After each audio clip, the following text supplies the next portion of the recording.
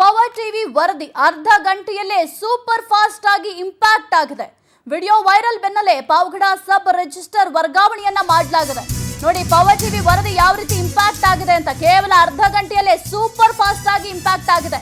Video viral ಬೆನ್ನಲ್ಲೇ Pavagada sub register ವರ್ಗಾವಣೆಯನ್ನ ಮಾಡಲಾಗಿದೆ. ಸರ್ಕಾರ ಹಾಗೂ ಸಿಎಂ ಸಿದ್ದರಾಮಯ್ಯ ಬಗ್ಗೆ ಅಧಿಕಾರಿಯೊಬ್ಬರು ಮಾತನಾಡಿದ್ರು. ಪಾವಗಡ ಸಬ್ ರಿಜಿಸ್ಟರ್ ರಾಧಮ್ಮ ವರ್ಗಾವಣೆಯನ್ನ ಮಾಡಿ ಈಗ ಆದೇಶವನ್ನ ಹೊರಡಿಸಲಾಗಿದೆ. ತುಮಕೂರು ಮುಖ್ಯ ಕೇಂದ್ರಕ್ಕೆ ರಾಧಮ್ಮ ವರ್ಗಾವಣೆಯನ್ನ ಮಾಡಿ ಆದೇಶವನ್ನ ಹೊರಡಿಸಲಾಗಿದೆ. ಕಾಂಗ್ರೆಸ್ ಪಕ್ಷದ ವಿರುದ್ಧವೇ ಮಹಿಳಾ ಅಧಿಕಾರಿ ರಾಧಮ್ಮ ಗುಡುಗಿದ್ರು. ಈ ಬಗ್ಗೆ ಬೆಳಗ್ಗೆ 8 ಗಂಟೆಗೆ ವರದಿಯನ್ನ ನಿಮ್ಮ ಪವರ್ ಟಿವಿ ಬಿತ್ತರಿಸಿತ್ತು.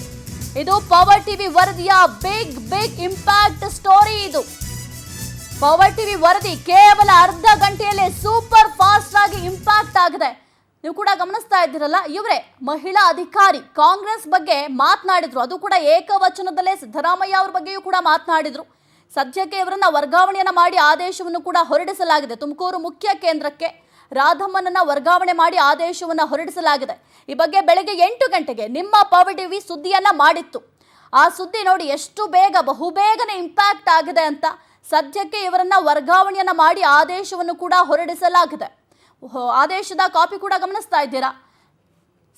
ತುಮಕೂರು ಮುಖ್ಯ ಕೇಂದ್ರಕ್ಕೆ ರಾಧಮ್ಮನನ್ನ ವರ್ಗಾವಣೆ ಮಾಡಿರುವ ಆದೇಶದ ಕಾಪಿ. ಅದು ಒಂದು ಕಡೆ ಆದೇಶದ ಪ್ರತಿಯನ್ನ ನಾವು ತೋರಿಸ್ತಾ ಇದ್ದೀವಿ. ಮತ್ತೊಂದು ಕಡೆ ರಾಧಮ್ಮ ಇವರೇ ಅಧಿಕಾರಿಯಾಗಿ ಸರ್ಕಾರದ ಬಗ್ಗೆ, ಅದು ಕೂಡ ಮುಖ್ಯಮಂತ್ರಿಗಳು ಅಂದರೆ ಅವರು ಯಾರೇ ಆಗಿರಬಹುದು, ಅವರಿಗೆ ಅವರದ್ದೇ ಆದಂತಹ ರೆಸ್ಪೆಕ್ಟ್ ಅನ್ನ ನಾವು ಕೊಡಲೇಬೇಕಾಗತ್ತೆ. ಏಕವಚನದಲ್ಲಿ ಮಾತನಾಡಿ ಅಗೌರವವನ್ನು ತೋರಿದ್ರು. ಇದೀಗ ಇವರನ್ನ ವರ್ಗಾವಣೆ ಮಾಡಿ ಆದೇಶವನ್ನು ಕೂಡ ಹೊರಡಿಸಲಾಗಿದೆ.